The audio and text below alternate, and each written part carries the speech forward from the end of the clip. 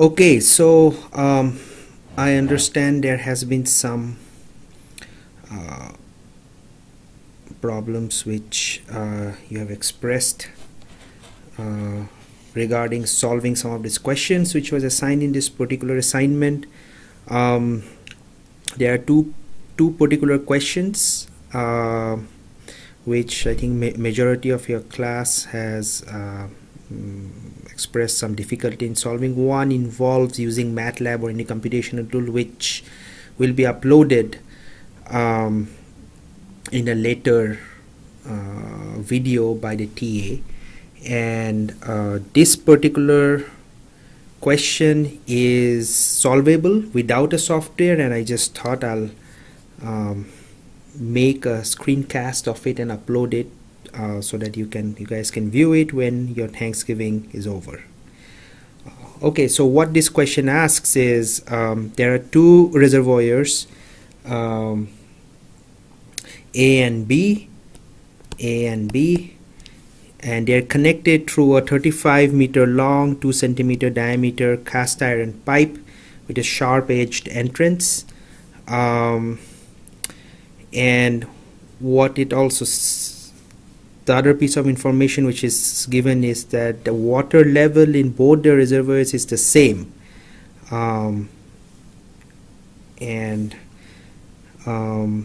however, in the reservoir A, it is pressurized by compressed air here, while reservoir B is open to the atmosphere. So if the flow rate through the pipe 1 is 1.5 liter per second, find the absolute pressure on top of reservoir A. So we have to find the absolute pressure here. Okay, and then the information is given.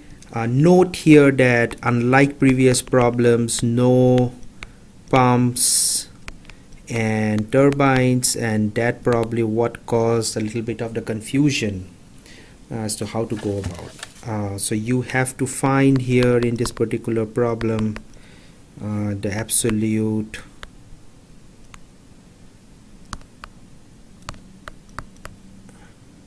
air pressure on top of reservoir A. Okay, so how do we go about? First, let's make the assumptions.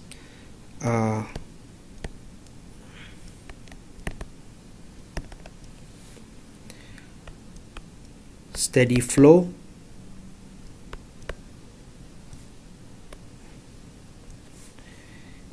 and incompressible. The other thing is, what is the nature of the flow? Is it turbulent? We think so, needs to be checked.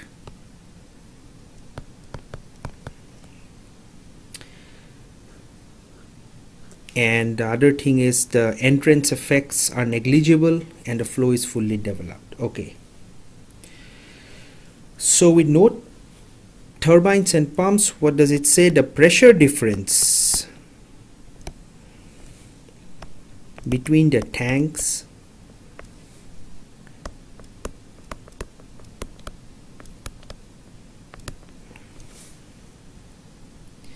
is essentially due to the head loss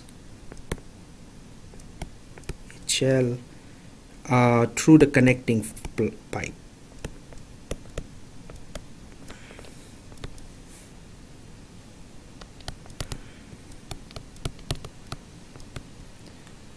And so so this gives us a clue as to we really need to identify the head loss and eventually get to relating the head loss to the pressure PA. Okay, so how do we go about? As I said in the class, the first thing is we mark the different points. In this case, point 1, point 2, they're same level, and fluid velocities, and the velocities at both points are 0. That is V1 equal to V2 equal to 0. It's at a still surface, and the fluid at point 2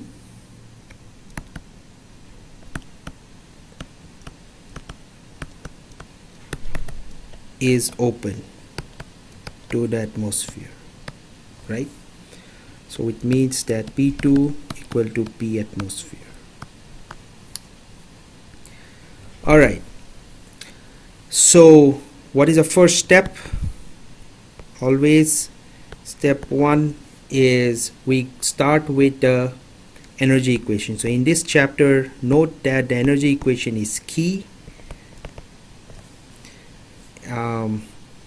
for a control volume between the 2 points.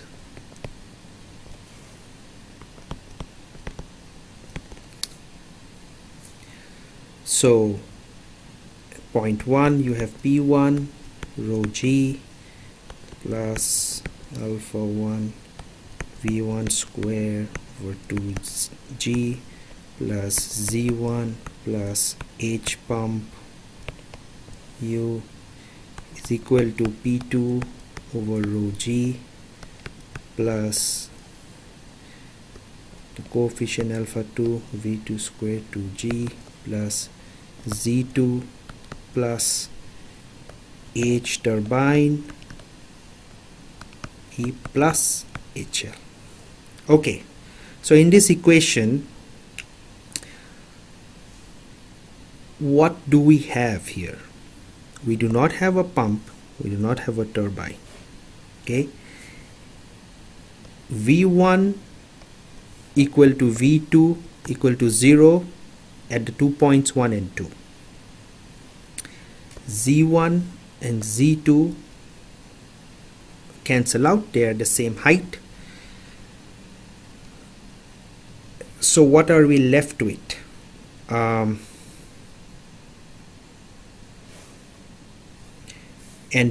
P2 is P atmosphere. So your equation becomes P1 rho g is equal to P atmosphere rho g plus the head loss, right? And this essentially you can simplify it to P1 is equal to P atmosphere plus HL rho g. Equation 1. Okay, so what is HL here?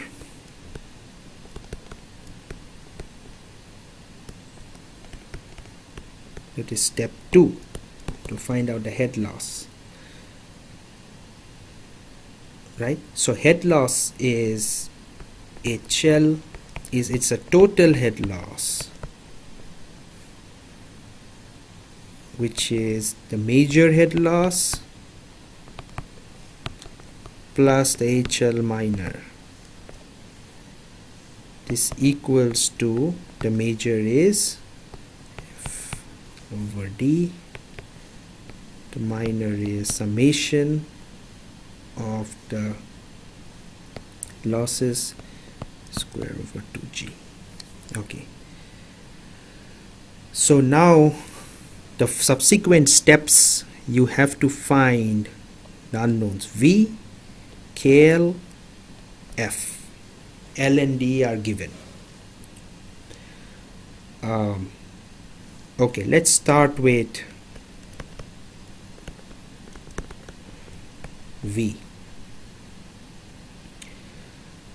So what is V? The velocity is the volumetric flow rate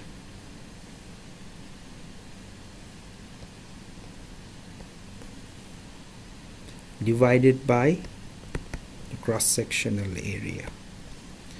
right? So what is it? 0.0015 meter cube per second, and the cross-sectional area, take 0.02 meter square, pi over 4 pi d square, right? It's equal to 4.775 meter per second. All right, now that you have found out the velocity, it is important that you check the Reynolds number. Remember, one of the assumptions we made, it's turbulent, so let's check the Reynolds number. So density rho Vd over mu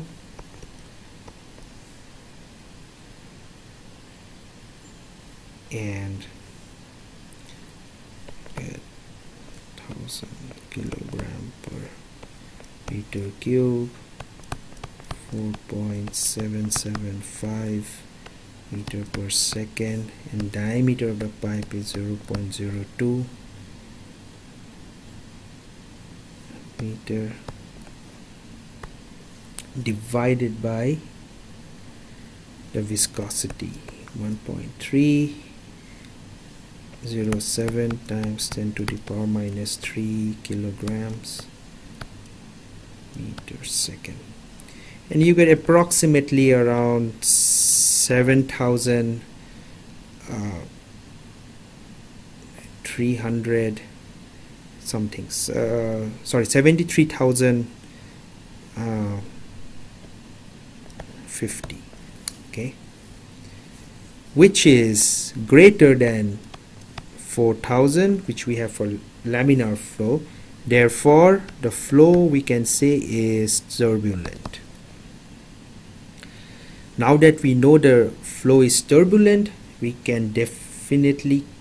should go about calculating the relative roughness of the pipe,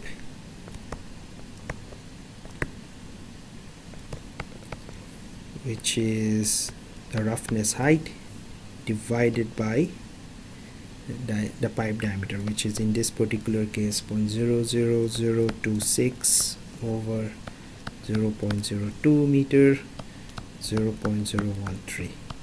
Okay, now that we have the roughness factor, what do we do next?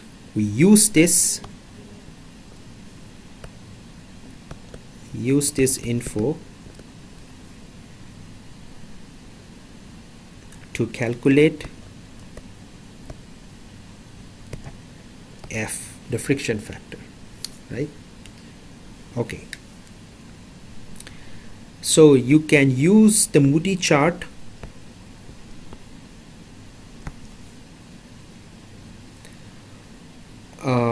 however, this involves some error, and this is a turbulent flow, and I would prefer you use the Colebrook equation, which is 1 over square root of the friction factor, it's 2.0 log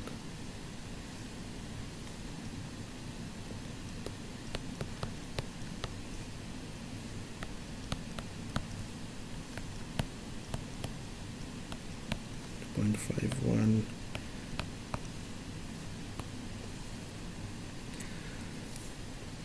So in this particular case, you get 1 over square root of f minus 2.0 log of 0.013, which we get from here. Okay, 3.7 plus 2.51 divided by the Reynolds number, which is 73,050 square root of f. So you use the iterative way to solve it, or in equation solver. You can also use Wolfram alpha. It's pretty reliable and accurate. It's also a web-based tool now. Here you get F is around 0.04220, so you can round it, so 0.042. okay, so we know F. What else do we need? We know F now, we know F, we know V. Now we need KL, which is the loss coefficients. Okay, so KL summation is, you have to have the loss coefficients at the entrance plus K of L check valve plus K of L gate valve plus K of L exit. These are all information provided in the question, so I'm just going to plug it in. Sorry, it's jumpy. Okay, 0.2 plus 1.0. So your KL value is 3.7. okay, so now you have all the ingredients to calculate head loss. The total head loss, which is major plus the minor,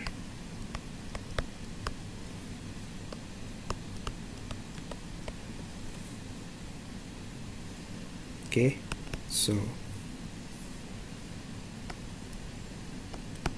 0.042, which is the F, length is 35 meter, diameter is 0.02 m, plus the coefficient is, total coefficient is 3.7, 775 meter square, G 9.81 meter per second square, which is equal to 90.8 meters. So this is the head loss. So now we substitute HL, the head loss, in equation 1 to get, which is P1 is equal to P atmosphere, which is P2, plus rho G HL. This gives you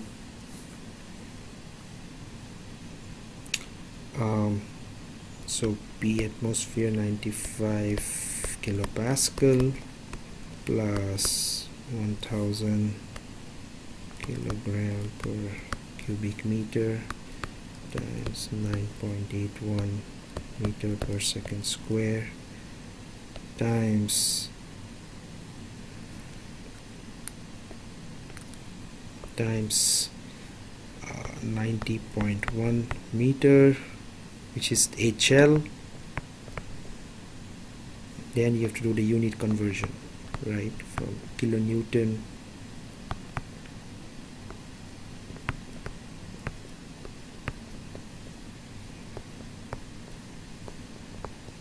and the kilopascal.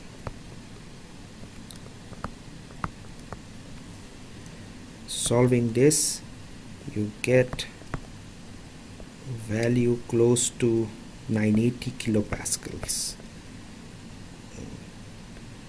somewhere around that range. So this is the absolute pressure